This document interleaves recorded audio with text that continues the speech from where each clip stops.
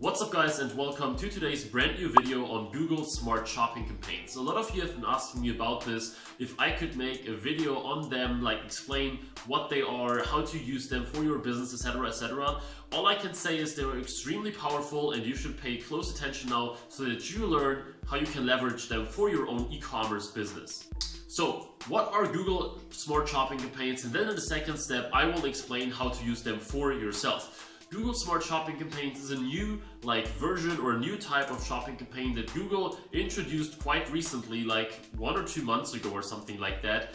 And basically they use machine learning to distribute your shopping campaigns in the best possible way. So if you use Google Ads and specifically Google Shopping for your e-commerce business right now, you know that you can create a new campaign, you select the products that you want to test, you select individual bids per product. You do all these little things, right? So a shopping campaign in general is never that much work, but with Smart Shopping, essentially it's almost zero work from now on. So with a normal shopping campaign, you set all these things up, and then you also manually set your bids, you manually exclude products if they don't work, and all these kind of things. With Smart Shopping, it's totally different. So with Smart Shopping, essentially you just choose your feed. So if you have multiple feeds or multiple stores, you just choose the store, you choose the feed, and then you're basically good to go. So you create an image that goes well with special placements, because with Smart Shopping, Google doesn't just only show you in the shopping field, they also can place you somewhere else where they think it makes sense now. So with Smart Shopping, you have almost no control anymore about what Google does with your ads and where it presents them, etc. Your target audience, you don't have control over the keywords anyway, which is normal with shopping. So essentially Google does all the work for you, and they optimize it in the best possible way. And the reason why it can work so well is that they need past conversion data from you. So you need at least, I think, 40 or 50 conversions from shopping alone in the past 30 days from the feed that you're working with. So if you work with 2 different feeds and you have 30 conversions in each of them or 20, it doesn't work. You need this amount of conversions in one particular feed. And once you do that, once you have that in place, you can create a brand new Smart Shopping campaign. And the Smart Shopping campaign can then optimize itself and start running. So let's move to the second part, where I want to talk about when to use them, how to use them the right way, if they are good for you or not, etc, etc. Essentially, you cannot use them as a total absolute beginner anyway, because of what I just said. You need past conversion data. So if you just started and you have 3 sales so far, you cannot even use them, so it's not even an option to think about them. You will see that if you create a new shopping campaign, this field will be grayed out and you cannot start the smart one. However, once you have enough data and enough sales, you may consider Smart Shopping campaigns to use and to try. So far we've tried it among multiple accounts, multiple verticals, multiple product categories, and I have a pretty good picture now about them as a whole, and not just one single situation where they worked well.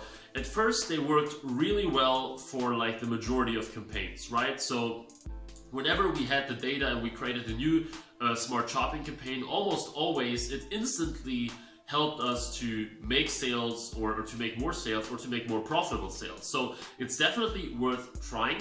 But the point is, the more often we tested it and the more accounts we tested them with, we also saw that there can be some issues with them. So in the beginning, when everything was absolutely perfect, we now actually also ran into situations where suddenly the total spend dropped, because we don't have full control anymore. We just tell them, hey, this is our daily budget that we have, and we can also define a target return on ad spend. And then Google does everything by itself, and we don't have the control, and we don't know exactly what they are doing, right? And what we realized is, let's say yesterday we were spending $200. Today we stopped using normal shopping campaigns for that particular feed, and we started using Smart Shopping. Now we are only spending $70, right? And this can be an issue, even though these are still pretty profitable. Of course, it doesn't help us that much if the volume is much lower, which is the case for one particular account that we are working with.